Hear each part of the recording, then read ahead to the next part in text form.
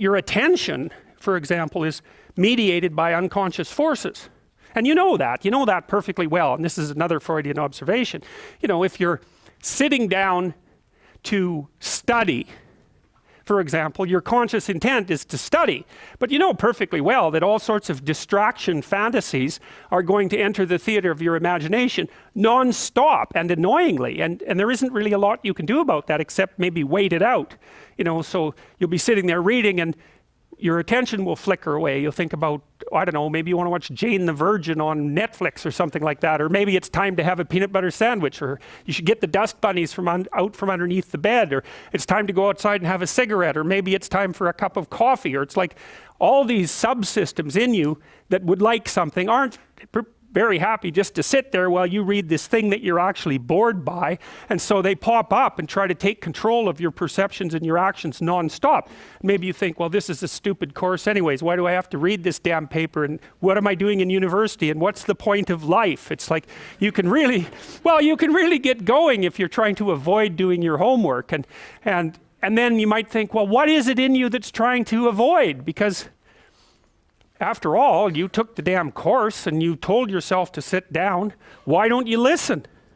Well, because you're a mess. That's basically why. You haven't got control over yourself at all. And no more than I have control over this laptop.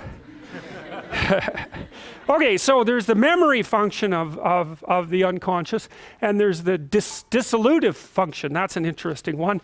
The unconscious contains habits, once voluntary, now automatized, and dissociated elements of the personality, which may lead a parasitic existence.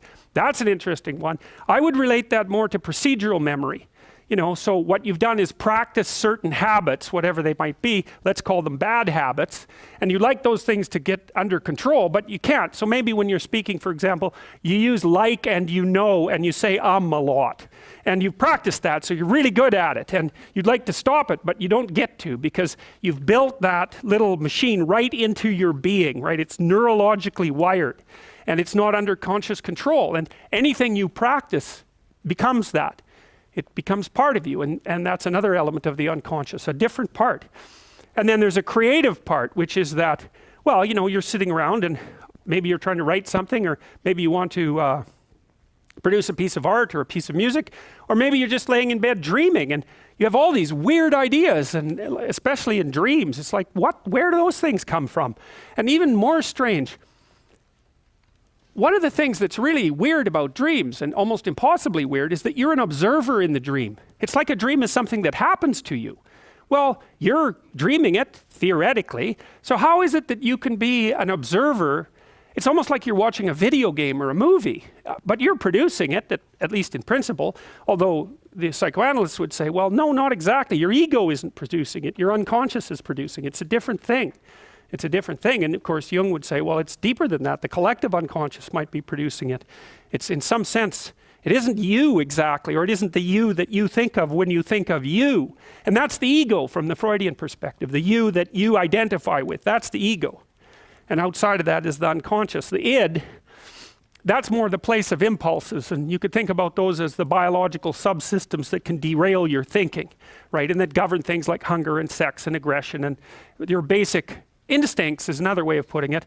And it's a reasonable way of thinking about it, because these are subsystems that you share with animals. You share them certainly with mammals, you share most of them with reptiles, you share a lot of them with amphibians, and even going all the way down to crustaceans, there's commonality, for example, in the dominance hierarchy circuits. And so these are very, very old things, and the idea that you're in control of them is, well, you're not exactly in control of them. And I would say the less integrated you are, the less you're in control of them, and the more they're in control of you. And that can get really out of hand, you know.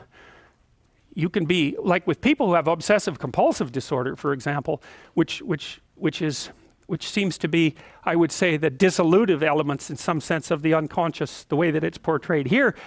Poor people with obsessive compulsive disorder, they can spend half their time doing things that they can't really control, and they have very strong impulses to do them, and it's very hard on them to block them. You know, they'll almost panic if those things are blocked. And then you have people with Tourette's syndrome, you know, that they'll be doing all sorts of weird dances and spouting off obscenities, and and imitating people without being able to control it, and sometimes a little bit of antipsychotic medication can dampen that down, but it's as if there are these autonomous semi-spirits inside of them that grip control over their behavior and make them do things. And you know, you find that to some degree in your own life, because maybe you've become very attracted to someone, even maybe you don't want to be attracted to the person, and then you find yourself, you know, texting them when you know perfectly well that you should be going to bed, and you know, you're in a grip of something, and you can't control it, and that's all part of the unconscious and all part of what Freud was studying.